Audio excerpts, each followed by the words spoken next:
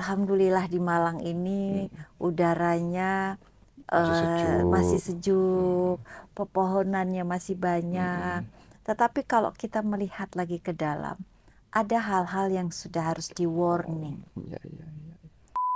Ketika sampah itu adalah sampah dapur, Nggih, itu pasti tidak akan ada yang menerima di dekat kampungnya ada, nggih, karena nggih. baunya yang Iya, luar biasa.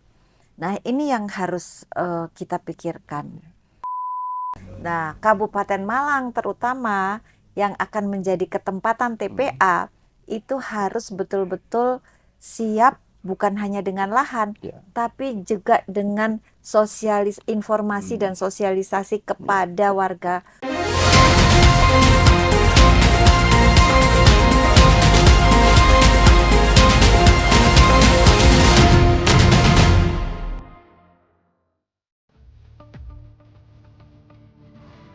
Dewanti Rumpoko, lahir di Ampenar, 13 Desember.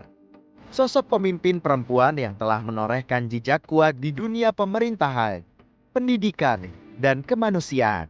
Mengawali langkah politiknya sebagai anggota DPRD Kota Malang, periode tahun 1997 sampai tahun 1999. Duanti terus menunjukkan dedikasi yang tak tergoyahkan dalam pengabdian publik. Ia dipercaya menjabat sebagai wali kota Batu periode tahun 2017 hingga tahun 2022. Dan sebelumnya memimpin gerakan pemberdayaan perempuan dan keluarga sebagai ketua tim penggerak PKK Kota Batu selama 2 periode berturut-turut. Tak hanya di pemerintahan, Dewanti Rumpoko juga aktif dalam dunia akademik sebagai dosen di Fakultas Psikologi Universitas Merdeka Malang.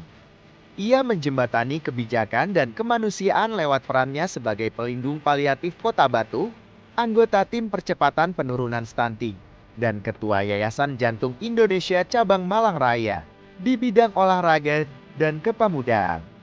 Ia turut menjadi ketua Akuatik Indonesia Cabang Jawa Timur, anggota Dewan Penyantun KONI Jatim, dan ketua PMI Kota Batu. Sebagai pemimpin yang penuh empati dan aksi nyata, Dewanti Rumpoko juga menjabat sebagai Ketua Dekranasda, Ketua Forum PAUD, dan penggerak berbagai yayasan sosial dan pendidikan di Kota Batu. Saat ini, ia melanjutkan pengabdiannya sebagai anggota Komisi D, DPRD Provinsi Jawa Timur, tetap teguh dalam misi membangun masyarakat yang sehat, cerdas, dan berdaya. Dewanti Rumpoko, potret pemimpin perempuan yang mengabdi dengan hati, bergerak dengan karya.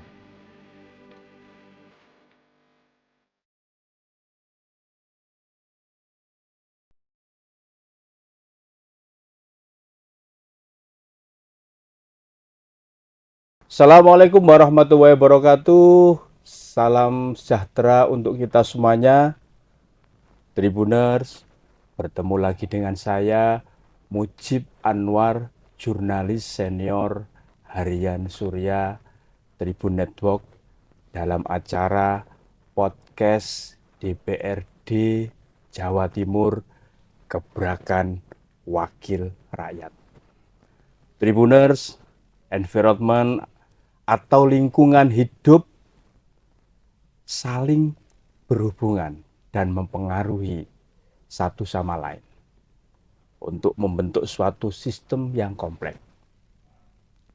Sejumlah isu aktual terkait lingkungan hidup di Jawa Timur, khususnya Malang Raya, menjadi perhatian publik dalam beberapa bulan terakhir ini. Seperti pengelolaan sampah, pencemaran sungai, deforestasi dan kebakaran hutan, serta rehabilitasi kawasan pesisir dan ekosistem laut. Hingga isu yang lumayan baru, yaitu energi terbarukan dan ketahanan lingkungan. Nah, semuanya itu pasti berdampak langsung bagi kehidupan manusia hari ini, esok, maupun yang akan datang. Nah, karena pentingnya masalah lingkungan ini isunya juga seringkali viral ya di media, maka tema yang kita angkat dalam podcast kali ini adalah Quo Vadis, lingkungan hidup di Malang Raya saat ini dan masa mendatang. Untuk itu, Tribuners telah hadir bersama kita Ibu Dewanti Rumpoko. Beliau adalah anggota Komisi D DPRD Jawa Timur yang membidangi masalah pembangunan. Untuk itu langsung kita sapa Ibu Dewanti. Assalamualaikum Bu Dewanti. Waalaikumsalam warahmatullahi wabarakatuh. Sugeng rawuh Bu. Inggih matur nuwun Mas Mujib. Bu Dewanti, Siap. soal lingkungan ini kan kita selalu setiap hari kan berada dalam lingkungan hidup, lingkungan masyarakat lah ya, khususnya Siap. ini kan lingkungan hidup ya. Apa sih Bu makna lingkungan bagi Ibu Dewanti? Ya. Setiap hari kita menghirup Nggih. udara itu pasti berasal dari lingkungan sekitar Ya. kita.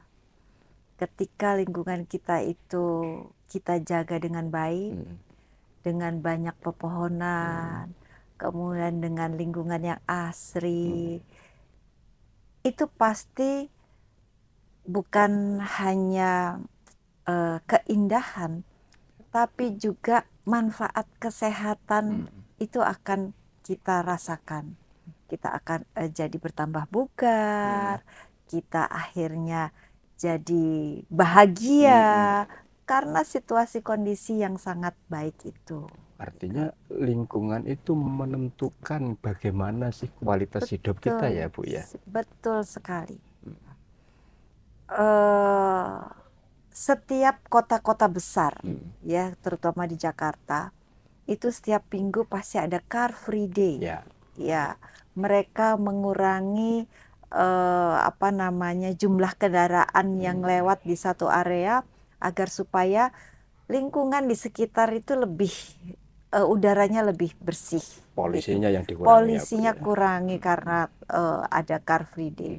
Nah, itu antara lain juga untuk menjaga kualitas udara. Nah, kalau di Malang, di Batu, di Kabupaten Malang, itu kan masih belum sehirup pikuk di kota ya. Surabaya, apalagi Jakarta. Nah, inilah yang harusnya kita sebagai warga Malang Raya ini satu bersyukur.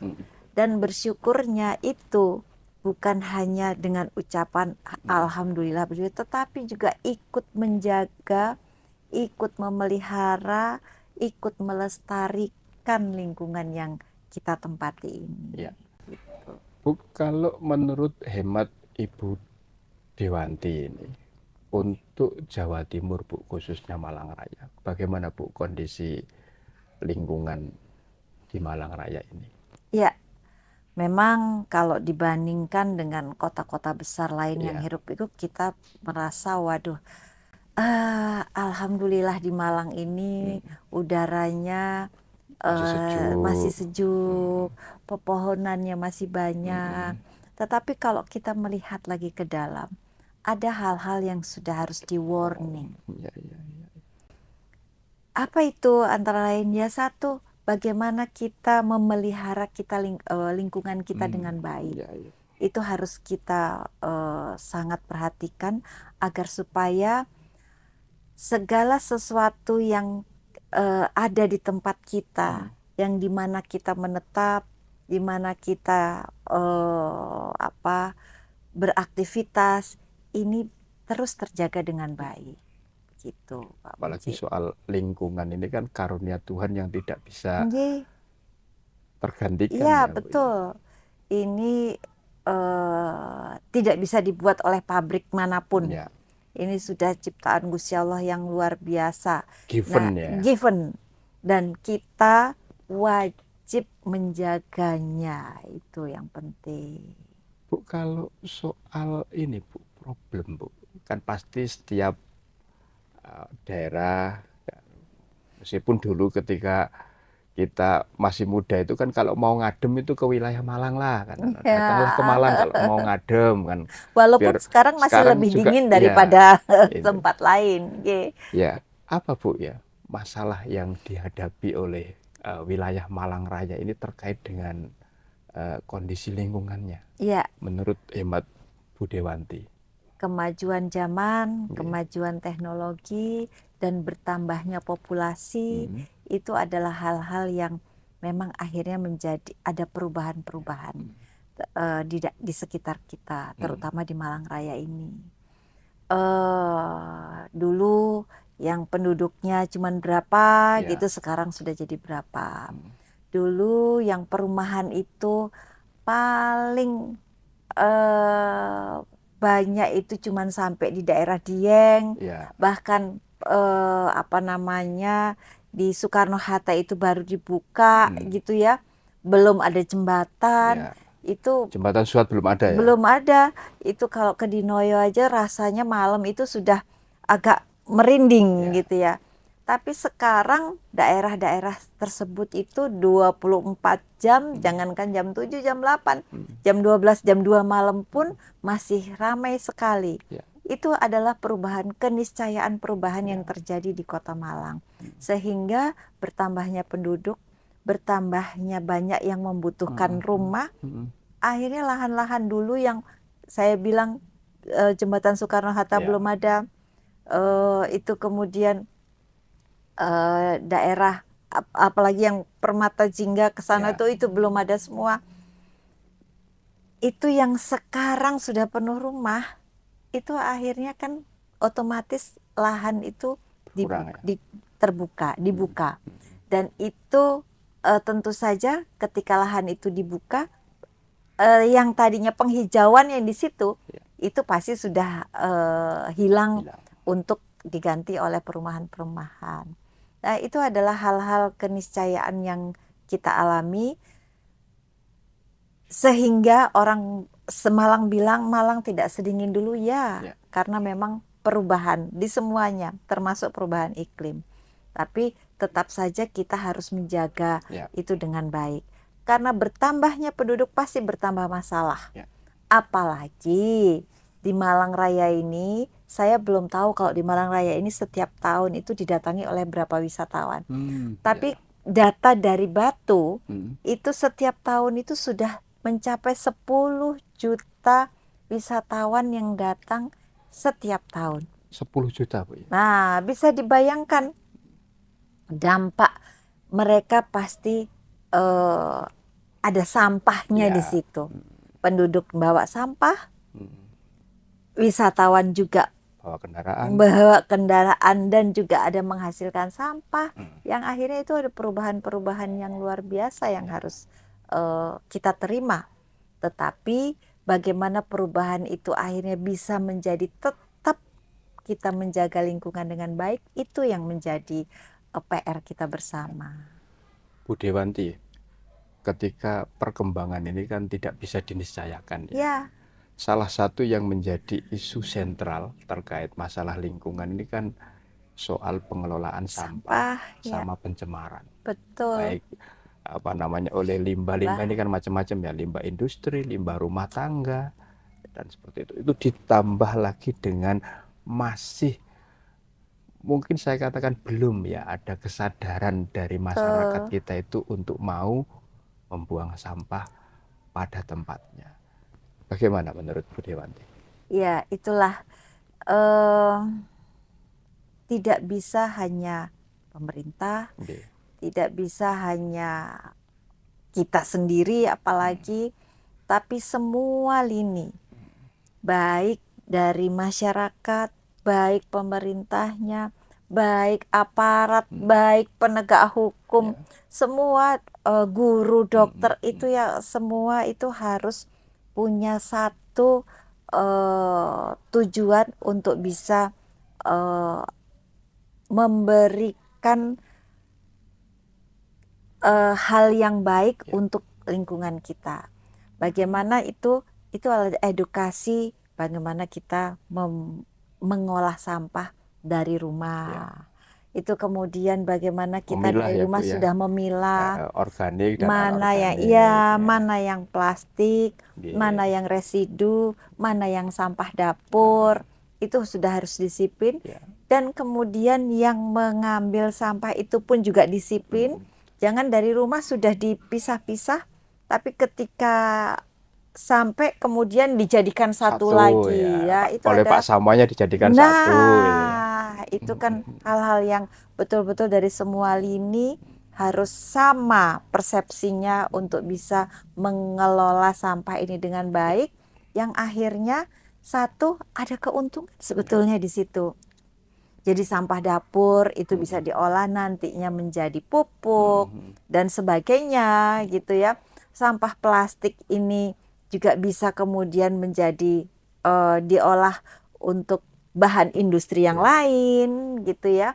Nah, residu ini tinggal yang kemudian bagaimana membuang itu, mengolah itu sampai akhirnya dia menjadi sudah tidak membahayakan bagi kehidupan masyarakat. Artinya dari situ ini perlu ya, Bu, ya, membangun kesadaran lingkungan sejak dini. Bagaimana, Sangat, Bu, itu? sangat. Jadi Caranya bagaimana agar terbangun kesadaran lingkungan di masyarakat kita sejak dini? kita tidak boleh lelah untuk memberikan edukasi dan sosialisasi serta pendampingan kepada seluruh masyarakat. Kemudian kita juga harus sejak dini mengajari anak-anak kita yang dari TK bahkan dari belum sekolah TK sampai SMA itu bagaimana kita mengolah sampah. Itu tetap harus terus tanpa lelah kita melakukannya. Bahkan kalau bisa ada sedikit kedisiplinan yang harus ada diterapkan di situ. Karena apapun kita ini kalau tidak melakukan dengan sesuatu yang strict, itu kadang melenceng lagi. Harus jelas ini dan strict. Kita ingat tahun berapa itu kita baru mau mengenalkan helm. Itu kan luar biasa juga effortnya. Rasanya memakai helm itu seperti suatu penyiksaan dan sebagainya, padahal itu adalah untuk keselamatan diri sendiri. Tapi alhamdulillah sekarang walaupun masih ada orang yang bandel, tapi hanya 1-2. Tapi semua di jalan sekarang sudah sadar kalau pakai motor harus memakai helm. Nah, saya rasa tentang dan pengelolaan helmnya harus standar, biar betul. Untuk safety ya. Nggih. Tidak boleh, kalau dulu kan helm asal-asalan, sekarang kan harus standar ya untuk safety-nya ya. Ya, dan itu sebetulnya disadarkan bahwa itu bukan buat siapa-siapa, tapi buat diri kita sendiri yang memakai helm gitu. Nah, ini juga pengelolaan sampah bukan untuk siapa-siapa, tapi untuk kita sendiri gitu. Bahkan nanti itu adalah kita turunkan untuk anak cucu kita agar supaya mereka tetap hidup, tetap mendapat air bersih, tetap mendapat lingkungan yang baik gitu. Bu, ini kan soal kesadaran tadi, soal sampah ya, kesadaran membuang sampah pada tempatnya. Ini sebenarnya kalau dari sisi aturan kan sudah dibikin ya. Betul. Apakah itu bentuknya perda ya, dan macam-macam lainnya lah. Tapi dalam pelaksanaannya kan seringkali tidak tercermin ya, budaya tertib membuang sampah. Harus ada peringatan yang tegas dan jelas dulu baru masyarakat itu mikir kan, seperti itu. Taruhlah misalkan dilarang membuang sampah pada tempatnya, tapi ternyata banyak sampah yang berjajaran di situ. Itu lebih karena apa, Bu ya? Satu karena kesadaran memang, ya. Dan kedua karena lemahnya kita menerapkan aturan-aturan itu. Kalau kita ke tetangga sebelah ke Singapura, waduh, kita yang biasanya tidak disiplin membuang sampah, langsung Ayo, dari disiplin ya. sopo sing wani gitu. Karena memang sudah jelas, wah kalau di Singapura kamu ini bisa didenda 10.000 Singapura sing. Waduh, duit 10.000 aja ndak. Dua atau enggak bisa dihukum ya. Oke. Nah, itu kan sedang itu diterapkan benar. Iya. Lah, ini mungkin harus ditiru di Indonesia walaupun memang tidak mudah. Iya. Karena apa? Kita negara yang besar, penduduknya dengan penduduk yang besar gitu ya, dan dengan masih SDM yang sangat perbedaannya juga antara satu dengan yang lain dia juga cukup jauh gitu ya. Itu yang menjadikan kendala yang luar biasa. Tapi apapun, marilah mulai dari diri kita sendiri. Kalau kita bilang ayo tapi terus jangan ini, kita sudah nggak melakukan itu. Ketika kita sudah disiplin, sudah mengelola sampah dengan baik, nah ini kita yang mulai dulu. Insya Allah kemudian itu akan semua bisa melakukannya dengan baik gitu. Bu, itu kan sudah dicoba seringkali beberapa daerah kan sudah mencoba untuk pengelolaan sampah ya, yang baik memanfaatkan teknologi terkini maupun secara tradisional. Ya. Tapi seringkali kan pro kontra itu masih terjadi Bu di masyarakat. Ini bagaimana menurut Bu Dewanti? Begini, sampah itu ketika sampah itu adalah sampah dapur, itu pasti tidak akan ada yang menerima di dekat kampungnya ada, karena baunya yang luar biasa. Nah, ini yang harus kita pikirkan. Nah, oleh sebab itu, kenapa ada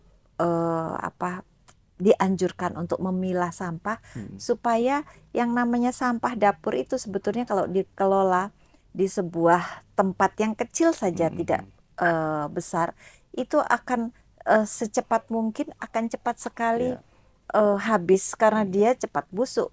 Itu, dan kemudian ketika itu dikelola dengan baik, diberikan ada enzim dan itu jadi tidak bau gitu. Nah, sementara plastik sebetulnya dia ditumpuk berapa hari dia tidak bau, asal tidak ada sampah dapur di situ gitu. Sampah basah di situ. Nah, inilah yang harus betul-betul kita berikan pemahaman supaya itu tidak dicampur gitu. Nah, sampah plastik ini nanti ketika sudah terkumpul itu bahkan bisa dimanfaatkan jadi produk-produk lainnya gitu. Ya, bahkan ada saya kemarin waktu itu di IAIN sini saya melihat itu bisa jadi batako. Dan kualitasnya itu sangat luar biasa karena itu dicampur dengan aspal ya. Plastik itu dipanaskan sampai 1000 derajat mungkin itu jadi kekuatannya itu malah luar biasa.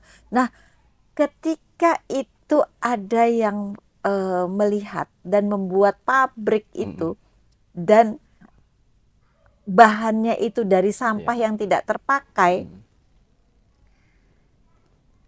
itu gratis, mungkin ongkosnya saja dia bayar, itu kan sesuatu yang luar biasa, sangat punya manfaat buat membangun, kemudian ada keuntungan, dan juga akhirnya sampah-sampah itu bersih gitu.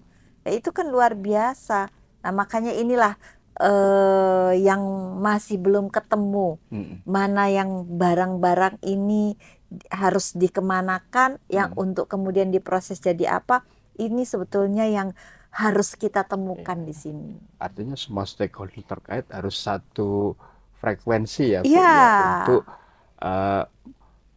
sampah ini mau dikemanakan, termasuk juga pemanfaatannya, daur ulangnya seperti apa, agar menciptakan nilai tambah ya pemanfaatannya. Betul, itu kalau umpamanya di satu pemerintah daerah membuat BUMD itu untuk pengelolaan sampah itu yang di manage dengan benar, itu luar biasa, ada keuntungannya. Ya, Bu Dewanti, volume sampah di wilayah Malang Raya ini kan cukup besar. Oh, besar Sebagai salah satu sekali. kota besar di Jawa Timur Iya, ya. iya, iya. Lah, seringkali keberadaan TPA, tempat pembuangan akhir ini kan menjadi keluhan masyarakat ya.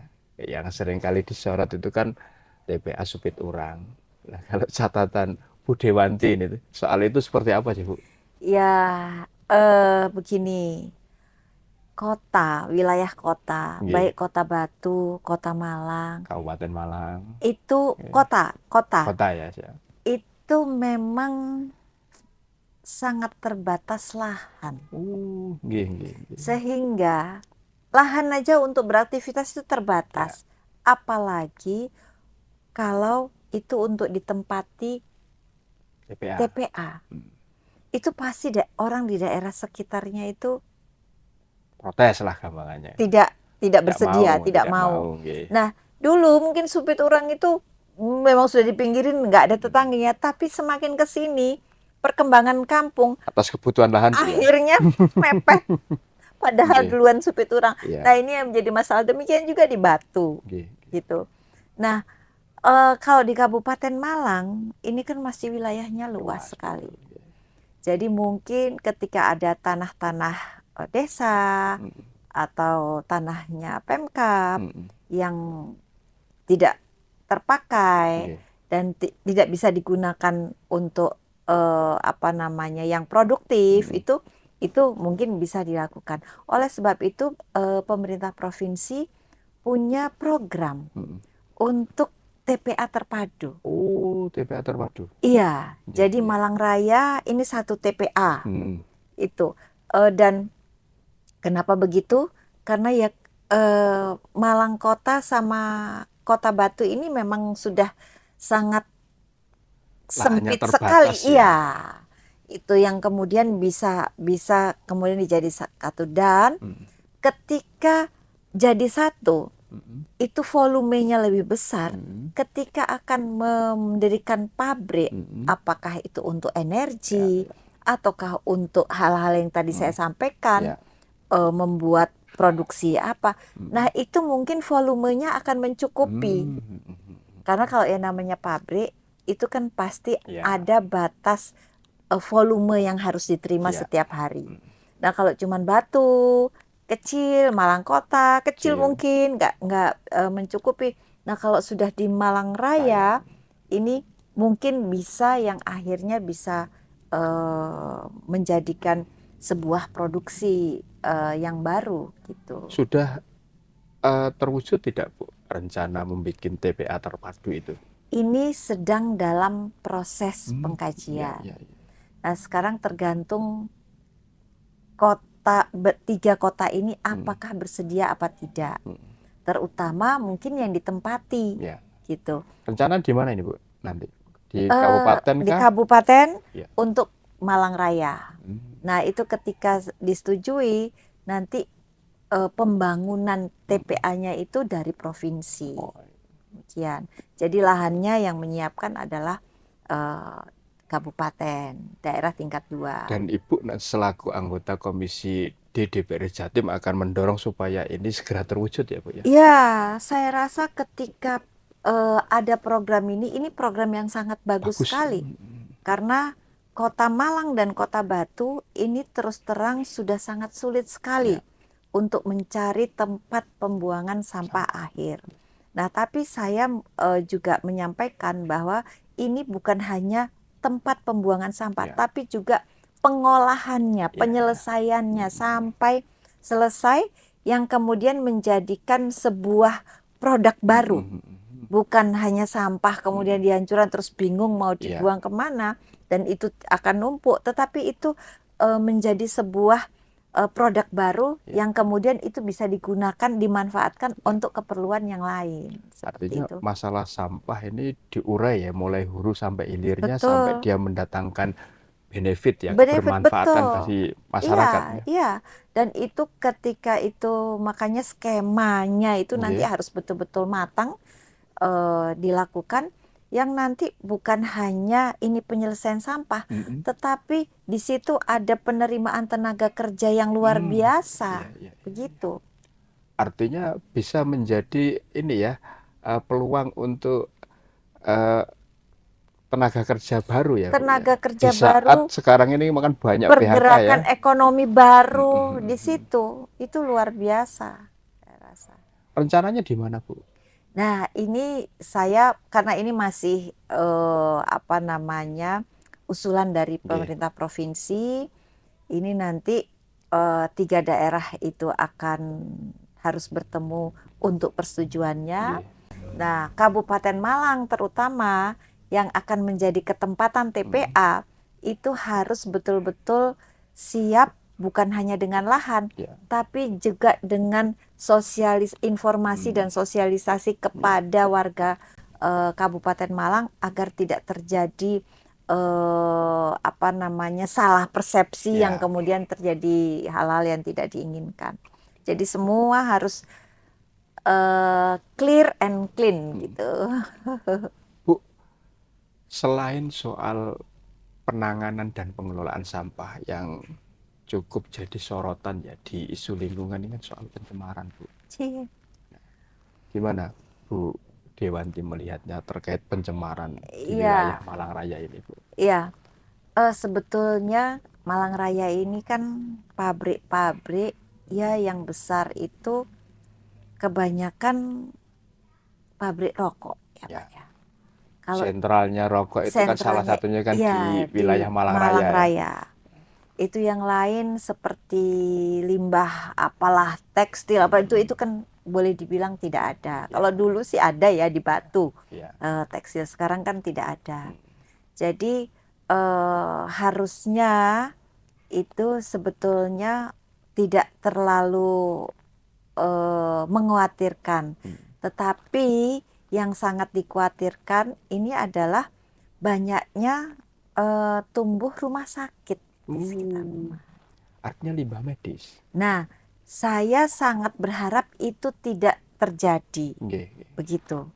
Nah, saya rasa izin-izin rumah sakit yang ada baik punya pemerintah maupun punya swasta itu sudah betul-betul ketat dilakukan sehingga limbah B3 yang sangat berbahaya itu sudah dikelola sendiri dengan profesional begitu dan tidak sampai keluar dari Area rumah sakit itu ya. itu betul ya. Artinya sampai saat ini itu gimana Bu soal sosialisasi atau penanganan akan bahayanya sebenarnya limbah medis terutama yang B3 itu? Kalau itu terus terang kan ranahnya kesehatan ya Pak. Ya. Itu saya rasa Kalau di tempatnya jenengan kan berarti Komisi E ya. iya, itu saya rasa itu semua sudah sangat-sangat ketat dilakukan. Nggih. Cuman dikhawatirkan apalagi rumah sakit yang mungkin sudah lama dan Teknologinya juga usang ya Bu ya. betul. Teknologi untuk pengelolaan limbahnya ya. Itu mungkin yang harus Di-upgrade ya. terus dipantau apakah masih tetap berfungsi dengan baik dan akhirnya bisa di-keep dan tidak mencemari lingkungan di luar rumah sakit itu. Itu yang harus betul-betul perhatikan gitu. Apalagi sekarang ini kesehatan itu sudah menjadi salah satu industrialisasi tersendiri Bu. Ya, saya nggak tahu ini. Sekarang makin pinter orang, makin banyak rumah sakit. Kok rasanya banyak yang sakit ya? Iya. Kita lebih mudah-mudahan kita sehat aja ya Pak. Kalau dulu itu ada guyonan begini Bu Dewanti. Kalau dulu itu penyakit yang bahaya itu kan penyakit paru-paru Bu. Ya. Sekarang ini yang bahaya ada penyakit rupa-rupa. Jadi penyakitnya bermacam-macam ya. Jadi bukan paru-paru tapi Penyakit rupa-rupa. rupa-rupa. Jadi penyakitnya itu bermacam-macam ya, seperti itu. Ya. Bu, atas masalah yang tadi soal limbah tadi Bu, apa Bu kira-kira solusinya? Itu kan limbah kan macam-macam ya, ada limbah rumah tangga, ada limbah industri, tadi Ibu menyampaikan limbah medis yang B3 yang cukup berbahaya ini, lah agar wilayah Malang Raya ini paling tidak bisa meminimalisir lah keberadaan limbah yang dampaknya terhadap lingkungan juga buruk gitu. Gimana Bu? Ya, Saya berharap kita semua sudah sadar bahwa apa yang kita hasilkan, yang kemudian kita keluarkan itu akan menjadi hal-hal yang tidak baik kalau kita tidak memanage dengan baik. Dan itu juga bukan hanya tidak baik, juga kita berdosa ketika kita membuang hal-hal yang tidak baik dan kemudian itu menjadi kerugian orang lain. Itu saya berharap kita semua ini sadar akan hal itu. Tapi khusus di pemerintah kita ini Malang ini kan dialiri oleh Kali Berantas. Yang alirannya itu dari Batu, Malang ini nanti terus sampai Mojokerto sampai Surabaya. Nah, ketika kita tidak menjaga lingkungan kita, terutama kemudian apa yang kita hasilkan dan dibuang ke kali itu tidak dijaga dengan baik, kita artinya kita mencemari lingkungan kita yang itu nanti sampai dibawa sampai ke dampaknya ke bawah sana yang ke hilir ya. Ke hilir. Dan hulunya kan salah satunya kan di Kota Batu, Bu. Iya, itu cikal bakal pertamanya keluar itu Sungai Berantas itu ada di Sumber Berantas sana namanya Sumber Berantas. Nah, oleh sebab itu marilah kita sebagai warga masyarakat yang baik, sebagai manusia yang ikut menjaga lingkungan ini agar tidak melakukan hal-hal yang tidak baik. Apakah sanitasi terutama toilet kita di rumah itu ada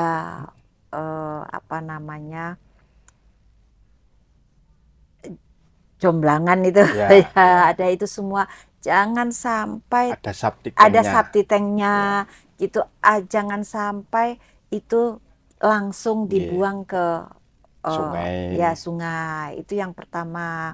Ini ya, maksudnya yang helikopter, Ibu ya, model helikopter ya. Gitu ya Pak ya, model helikopter plung plas gitu ya langsung ya. Itu dan insya Allah di Batu, di Malang itu semua sudah ada toilet yang berseptic tank gitu. Itu karena kalau tidak kita sangat mencemari lingkungan kita, termasuk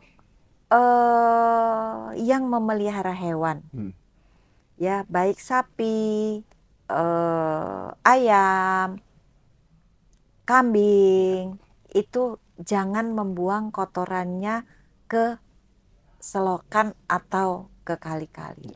Itu manfaatkan kotoran itu akan untuk bisa menjadi pupuk nantinya yang kemudian bisa dimanfaatkan lagi bagi warga masyarakat seperti itu. Artinya program-program yang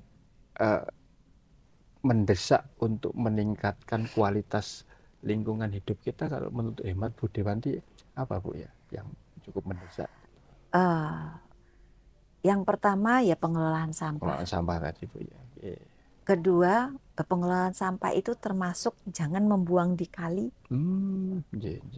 Karena kalau sudah dibuang di kali itu sangat punya dampak yang luar biasa tidak baiknya begitu.